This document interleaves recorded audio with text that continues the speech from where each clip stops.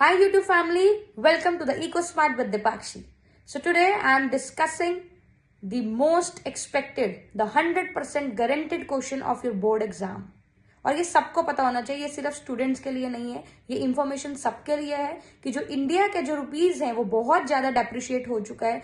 जो अब $1 है वो हमें 92 रुपीज का मिलने वाला है। सो इसका क्वेश्चन क्या रहने वाला है? Recently, the price of $1 got surged to ₹92. So, what would it have its likely impact on the Indian exports and Indian imports? So, ये कह रहा है क्वेश्चन कि आपका जो $1 का प्राइस है वो बहुत ज्यादा बढ़ के 92 रुपीज तक पहुंच चुका है। तो इंडियन इंपोर्ट और एक्सपोर्ट पर इसका क्या इंपैक्ट रहने वाला है?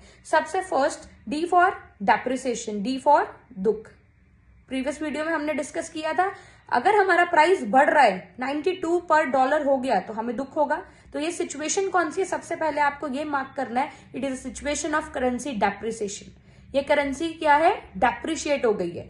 अगर सिंपल सा लॉजिक है, अगर हमारी करेंसी डेप्रिशिएट हो रही है तो फॉरेन करेंसी क्या हो रही है? एप्रिशिएट। अगर वो एप्रिशिएट हो रही है वो क्या होंगे? खुश होंगे। क्यों? क्योंकि उन्हें जो हमारे इंडिया के गुड्स एंड सर्विसेज है वो अब क्या मिलेंगे? नॉमिनल रेट पर मिलेंगे, वो उनको सस्ते मिलेंगे। अगर वो उनको सस्ते मिलेंगे तो जो एक्सपोर्ट्स है, जो इंडिया के एक्सपोर्ट्स है वो क्या हो जाएंगे? इंक्रीज हो जाएंगे। कि बाहर की जो कंट्रीज है, जो फॉरेन कंट्रीज है वो इंडिया में आएंगी और बहुत ज्यादा गुड्स एंड सर्विसेज को यहाँ पे लेके जाएंगी, कंज्यूम करेंगी। तो इससे क्या होगा? जो इंडिया के एक्सपोर्ट्स है वो क्या हो जाएंगे? इंक्रीज हो जाएंगे। क्यों?